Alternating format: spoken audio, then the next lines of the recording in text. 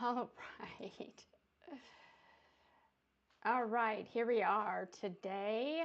I hope everybody's doing well. I'm having a little trouble on Facebook, so I'm not going to worry about it today. But anyway, I do want to pop on and say Happy New Year's Eve day and Happy New Year's. And I just want to talk a little bit again about workplace bullying. Excuse me. Looking at New Year's resolutions and starting a new year when you're being bullied, because that can be extremely problematic, as you know. And one of the things is, if you listen to my live or watch one of my shorts this week, where I talk about that the narrative around workplace bullying really needs to change. And one of the reasons that is because how we have it framed, as if document, report, or leave are your only three choices, that's very disempowering. And for many people, that's not a choice to document. I mean, yes, everybody can choose to document. Yes, everybody can choose to report, but not everybody can choose to leave.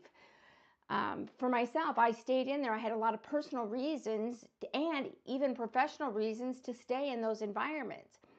And so my New Year's resolution, again, is to try to get the narrative to change. And why that's so important to you and for your New Year's resolutions when it comes to workplace bullying is that when you think that your three options are document, report, and leave, like I said, that's super disempowering. And it also takes away the power that you have in the workplace, which is to proactively respond and strategically respond to your workplace bully, right? And so when we shift the narrative to, yes, we want workplace bullying to stop, but the key factor in workplace bullying is helping the person who's being bullied protect themselves.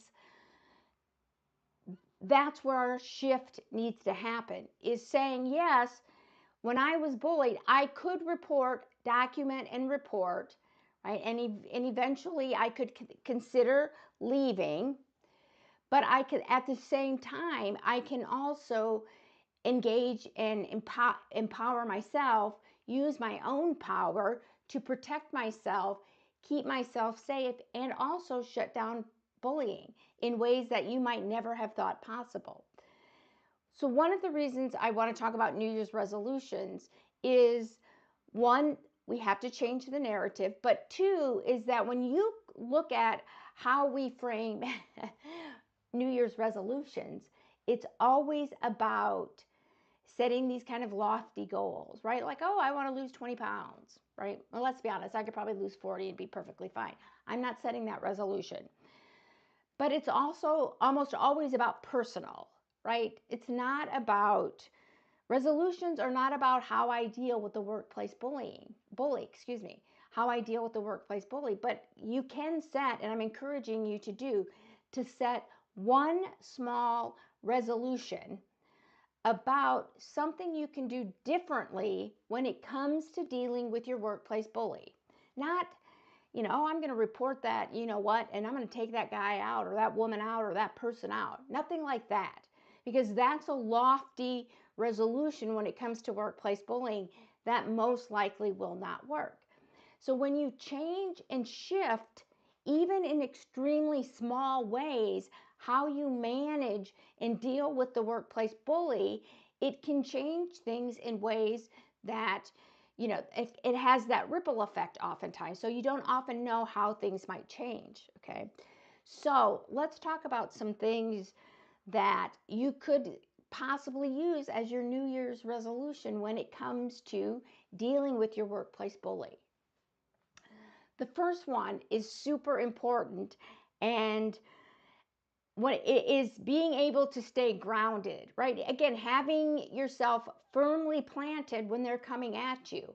You can't necessarily always predict how and when the bully is going to bully you, but you can, if you're using your documentation or your intel, as like I like to refer to it as, when you're using your field notes and your intel, um, and what you've gathered on when the bullying is happening, how the bully is doing it, you can not necessarily predict, but you can see trends and places, and when there are other people around when that bullying is happening. So if I go back and look, and again, this is not something I did when I was being bullied, because the advice and suggestions I got were three: document, report, or leave. Okay. But that's not all you can do. So if I had looked back at my documentation and I had had it in a format that I could utilize it. Okay, you've seen the Rubbermaid container that my documentation came in. Basically, I threw everything in this Rubbermaid container that wasn't valuable. But now, like I have on my shop, I have a Google Sheets and an Excel sheet that you can use, that where you can put your documentation in, and that has I have it set up to have charts and graphs, and you can do so much stuff with that to see when is it actually happening. If I had to go back and look retrospectively, I was cyberbullied, so it happened a lot on email, and it happened a lot in faculty meetings. Okay. And the other thing, it happened a lot when I wasn't even around, because my bully went to the dean and went to HR. They were always behind the scenes making my life miserable. But when it came to email, I always responded, which I've said over and over. I've always responded. So I would make a New Year's resolution to only respond to emails that were necessary for me to do my job, and that were work related and were not pointing out every detail that everybody was doing wrong. That was one of the things I did. Well, they didn't follow policy and procedure on a lot of on anything, basically. They just wanted to make sure that I was hurt as much as possible, not getting the classes I wanted, that kind of thing. And they didn't follow policy. And I was always pointing that out. That was a mistake on my part, because what ended up happening then was that I got bullied more. So I would only respond to those things that were related to my teaching and my job, and let every other policy mistake or oversight that they did, I would have just let that go, because when I pointed out those things, I didn't get the class that I wanted, and I got bullied more, and the union looked at me like I was the problem. So did HR, and so did my boss. So I could have just let some of that go, but I was so focused on reporting and getting somebody to stop it. So you can make a shift from protecting yourself and looking at how you can strategically report, if that's what you want to do. And if you're not documenting and you're not collecting evidence, then reporting is almost always futile, because you have nothing to back up your story, and most of the people in the workplace are telling a different narrative. So if you don't have evidence to prove your case, reporting is often futile. So there are other things that you can do when it comes to resolutions. Stay grounded. That's my first one. Make sure that you're only responding to work-related things. Now, I know what some of you are going to say, but Janet, it was your responsibility to call those things out. Yes, maybe, but when I look at it now, what that did was created more bullying for me. So it didn't do me any favors. I wasn't helping myself or protecting myself. I was causing myself more harm.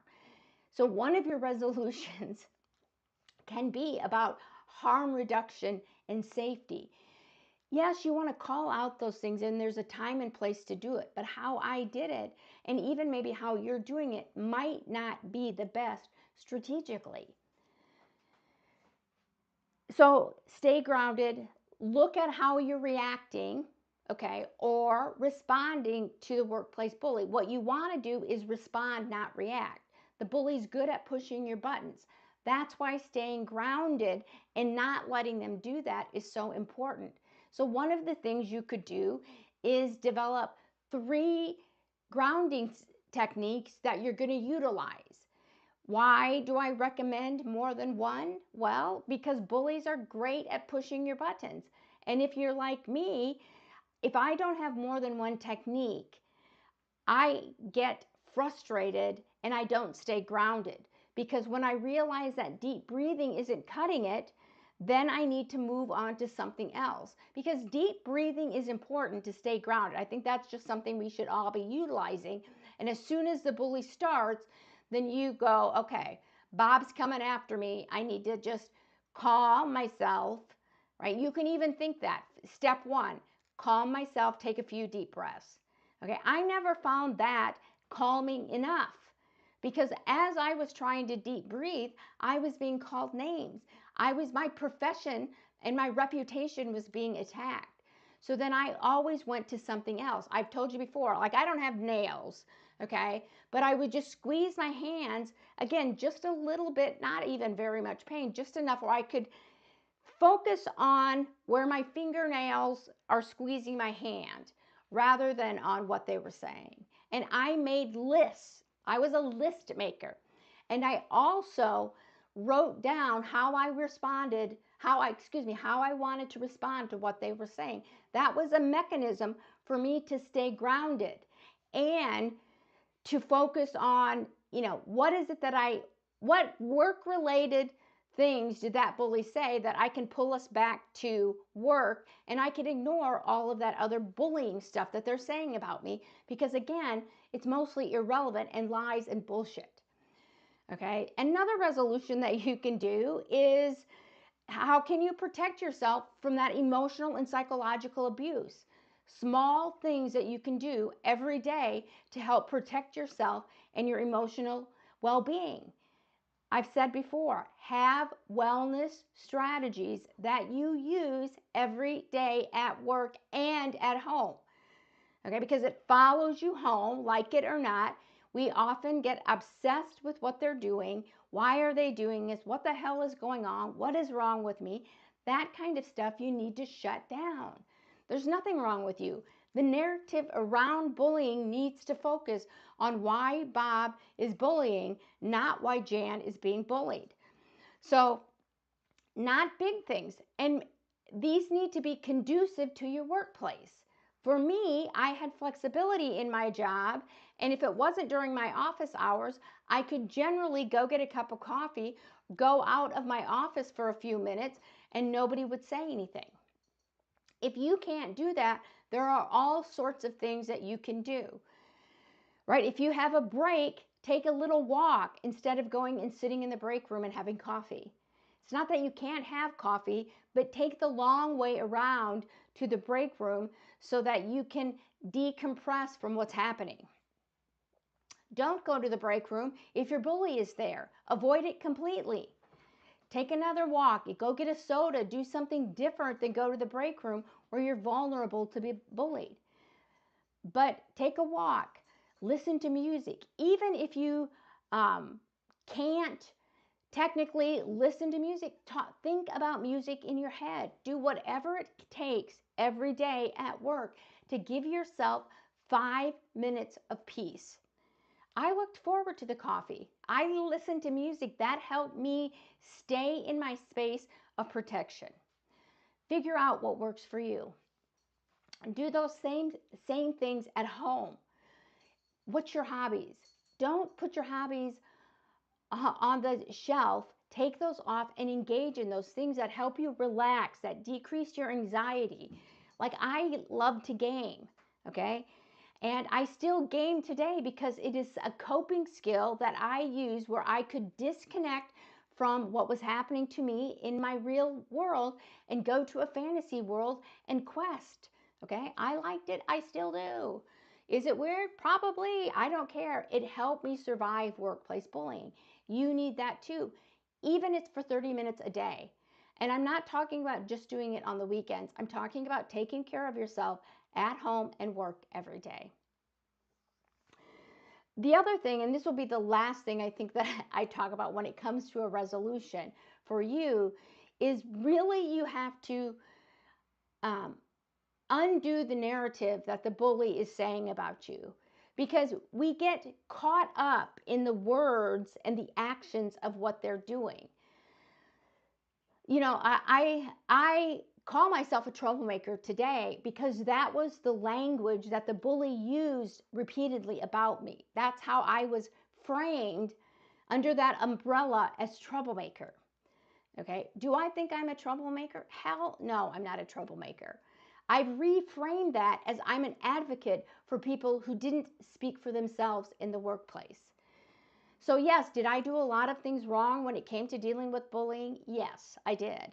And hopefully, from some of my mistakes, you can learn not to do the things I did, but you can do some of the things I'm suggesting that I wish I had had someone to tell me that some of the things I was doing was wrong. But, and not wrong. Let me rephrase that. It wasn't wrong. It was that these were things that ended up hurting me more than if I had taken another route or did something different. But you have to let some of that go. You're doing the best that you possibly can. What the bully is saying to you is their false narrative. You have to disconnect from what they are saying.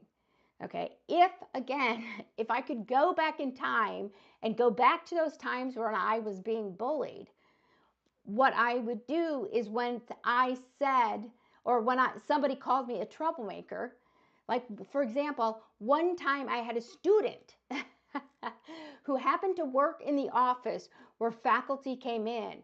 And that student came to me and said, Dr. Jan, I just want you to know that everybody in the department, when they come into the office, I hear them talking about you, calling you a troublemaker, and what a terrible faculty member you are and how horrible you are. And he said to me, Dr. Jan, I don't believe that, and a lot of students don't believe that. But I didn't hear the last part of what he said because I got so angry that they were talking about me in front of students.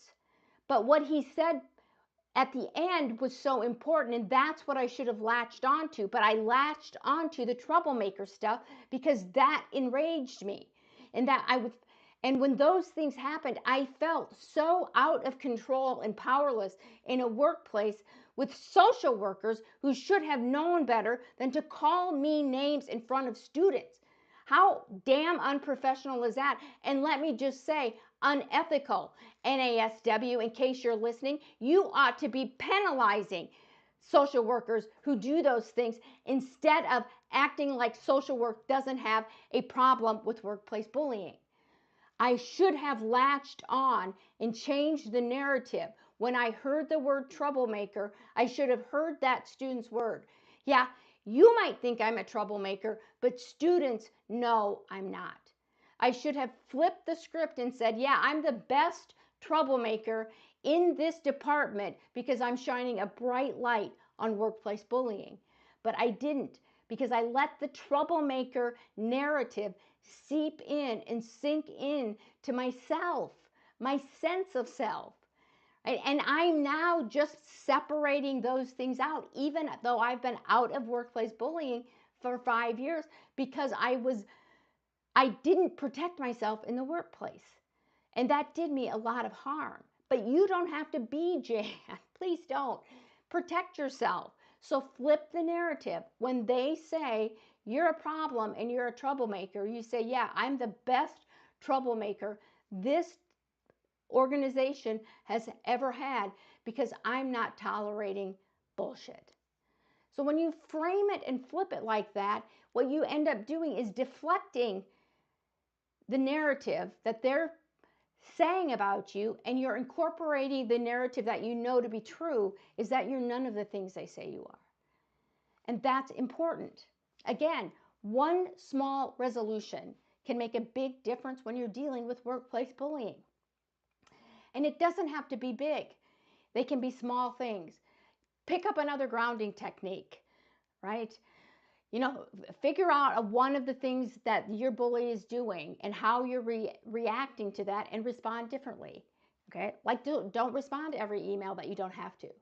Those are small steps, and when you take one step and then later you add something else, those are big steps to protecting yourself.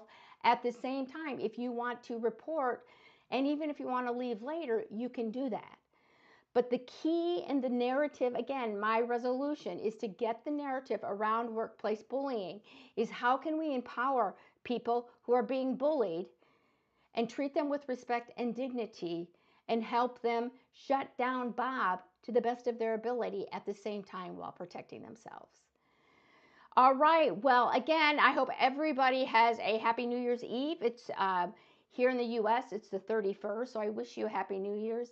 I wish you a year in 2026 of a peaceful workplace where you are treated with respect and dignity. That is my hope for you. And again, if there's anything I can do, please don't hesitate to go to stopbullyculture.com. There are a lot of resources there. If you haven't checked out my shop, I have resources for healing, resources for documenting, resources for better managing your workplace whether that is written or verbal. I have a class you can take on Am I Being Bullied? And you can even work with me for coaching. When I'm What I notice when I'm working with people who around coaching, you don't have to reach rock bottom. You can work with me before you feel like there's no way out. So, and again, I give everybody a free strategy call. And that's something, again, there's no pressure there. We're just talking. You're talking, and I'm listening. And I'm validating your experience, which I think is super, super important.